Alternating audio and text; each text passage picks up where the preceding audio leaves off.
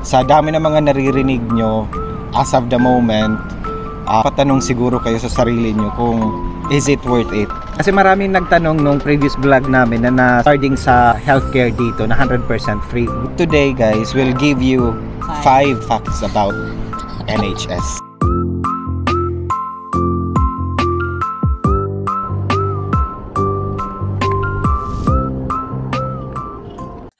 Sobrang hangin ngayon.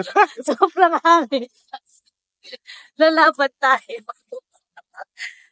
So maraming leave. So sabihin na natin, meron siyang 28 days annual leave.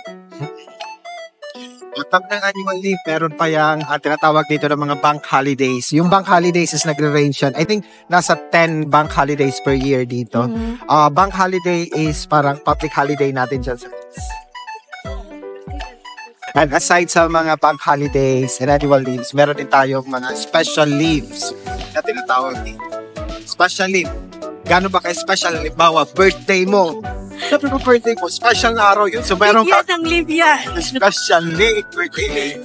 Oo. Tapos meron din.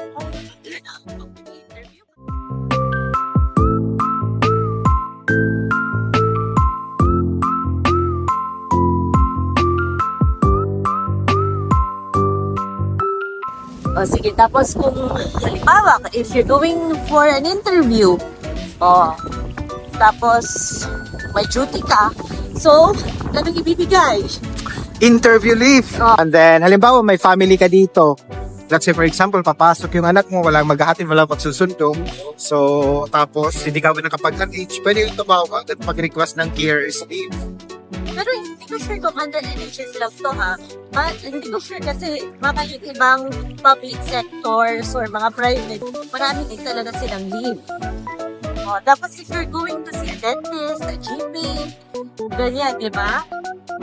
Meron pa din dentist leave, GP leave. Yan.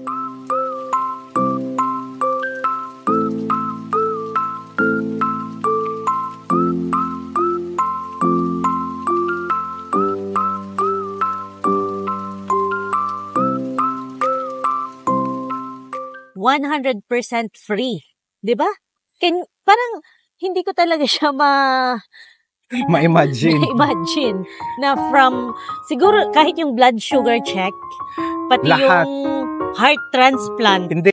Once you step foot inside the emergency department, expect na free na lahat yun at hindi ka lalabas ng hospital na walang gagawin sa'yo na treatment or kung ano man yung kailangan mo. Sa tingin ko yung mga pasyente na lang actually yung umaayaw dito sa mga gagawin ng mga doktor, lahat ng mga exams from blood test, x-ray, umubo ka lang ng kahit konti, ewan ko na lang i-x-rayin ka na, CT scan ka pa. Meron ng free healthcare, so anytime pag may nararamdaman sila, they'll just go to the hospital. Tapos wala na silang iisipin na pambayad, 'di ba? So nag-increase na yung health ng ng mga tao dito sa UK. Yung benefit na naibibigay ng NHS not only to the citizens of the UK but also to the NHS employees. Ay, totoo yan. Imaginein mo. Marami tayong discounts. Meron diyan. Halimbawa, pupunta ka ng mga shopping stores. Magugulat ka na lang, natatanungin ka nila na, are you working under NHS? Pag mapakita mo yung ID mo, meron ka ng discount, meron silang certain discount na ibibigay. Aside sa mga stores, meron tayong mga free bus ride. Bus rides, tama. Especially, depende sa weather sa UK, may mga free bus rides dito. Ano pa yung mga My personal favorite is, i-search nyo na lang to. Depende to siguro sa mga trust. Pero I'm so proud na sa trust natin, meron tayong sinasabing gagawa tayo ng isang full video about VVAP. Yun lang talaga yung topic. Pero yun ang pinakaisa sa magandang benefit dito. So, importante yung tanungin nyo yung mga agency nyo kung yung pagtatrabaho nyong trust ay merong connection sa VVAP.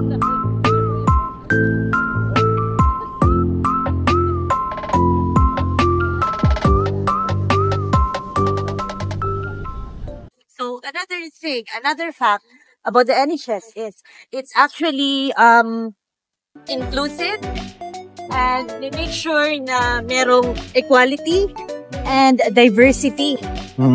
Yung lahat. Kasi how many nationalities may heart yung nag-work dito sa NHS? So approximately meron tayong 200 nationalities from all over the world. And then as a matter of fact dito sa Trust natin. trust namin is merong around 105 different nationalities working together. Kasi nga dito, sabi nga nila, we are stronger when we value our differences. True.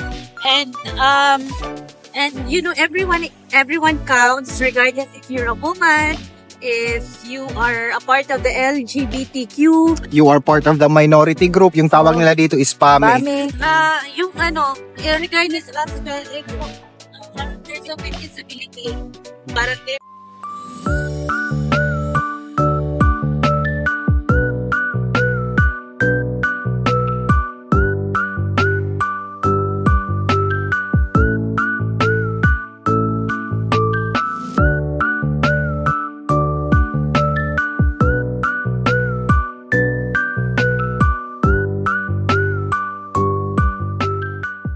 Marami siya mga natutulungan ng mga employees, not only within UK but all around the world. Oo. Aside from that, I think NHS is one of the most stable employer. Oo, Oo, syempre, kasi- especially during the pandemic Yes, na oo. we did not know na yung pandemic will last for 2 years or more. And Mm. even now, meron pa tayo mga cases ng COVID. Then, that time, tumaas talaga yung unemployment rate dahil sa mga companies na nagsarado, di ba? They gave out jobs, Mm-mm. different jobs, lalo na din sa mga na-furlough. Mm-mm. Oo, parang they chose na magtrabaho na lang din sa hospital. Tama. NHS is actually the largest employer in Europe. Between top 3 to 6 Biggest employer around the world. Around the world. Around the world.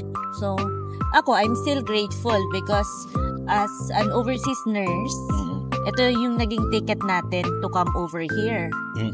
Parang 19% of the NHS staff are overseas workers. Mm. And can you just imagine na may chance, hindi lang tayo, yung ibang Yeah. tao din na mga overseas, Mm. there will be an opportunity for them to bring their families over. Katulad ng mga kaibigan ko, they actually travel together with their family. Mm. Dala nila yung anak nila, dala nila yung husband nila. Yung iba, nauuna pumunta dito. And then, after some time, once everything has been stable, Oo. tapos na sila sa OSCE, nakuha na nila yung mga licenses nila. And then, dun sila nagpa-process na makuha yung kanilang mga family as dependent visa. Mm-mm. However, di ba merong ngayong bagong news regarding sa family coming over here? They can refer to gov.uk Mm-mm. kasi may changes. But Oo. we're not really familiar about the changes. I think exempted pa rin yung mga nurses, mga doctors Mm-mm. under health and care visa. Yes, I think so. Oo. Yeah, parang yun So, din yung narinig namin. It's just sad na yung iba, syempre, maaapektuhan. Kasi as of July 2023, parang 1.45 million Mm. yung nabigyan ng trabaho through NHS. Personally, I'm really grateful na isa tayo doon. Yes. Yeah. And continue pa rin yung hiring. Kasi so far, nasa 150,000 yung shortage dito sa UK. Ang dami pa pala. Oo. Did you know? My heart. Did you know na mahangin? My heart. Naging life-changing experience yung NHS Para for sa mga everyone. Forever. Oo, Kasi oo. nga, nung post-World War II, nung natapos yun, between what year yun, my heart? Between 1940... 1939 to 1944? I'm not 44. sure. So, umuwi na yung mga sundalo, bumalik na ng UK. So, at that time, syempre, dahil sa World War II, marami mga nasira, mataas yung unemployment rate. Oh. And dahil bumalik din yung mga sundalo, nagkaroon sila ng baby boom na tinatawag. However, the sad part was, nag-increase din yung mortality rate ng mga baby less than 1 year old. Buti na lang, mayroon talagang taong nakapag-isip. He's actually the prime minister that time. Tapos siya yung nakapag-isip na solusyonan yung problem na yon. So, but before that, I think this year, ilang taon na si NHS. So, magsi-76 na this year. Alam mo ba yung 5th of birthday niya? July, 1948. Actually, tinatag siya ni itatago natin sa pangalang Clement Attlee. Para matulungan yung mga Walang citizen. trabaho. Kasi at that time, yung mga nakaka-afford lang actually ng healthcare is yung mga middle class at yung mga upper class families. Yung mga working class citizens ng UK before, nag-iipon talaga sila ng pera just in case may ma-hospital na family member nila. Kasi during that time, it was very expensive. So, instead na mailalagay nila into food or kung ano yung mga kailangan nila, pinag-iipunan nila yung time na baka sila mapunta sa hospital. Nung pumunta ako dito, personally, hindi ko na alam yung gagawin ko sa days off ko kasi pumapasok ako and then after sometimes off ka na naman ng ilang araw. Meron tayong 17 days off.